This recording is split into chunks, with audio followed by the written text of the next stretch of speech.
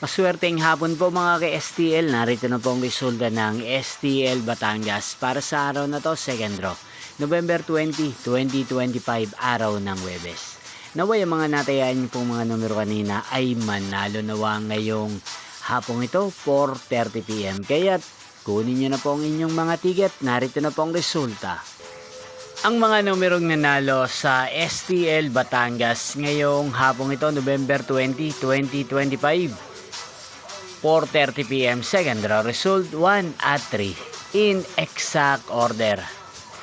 At ngayong hapong ito sa STL Batangas, atin pong i-shoutout si Ate Hasmin ng Batangas. Shoutout po sa inyo Ate Hasmin, sana po ay nasa maayos kayong kalagayan.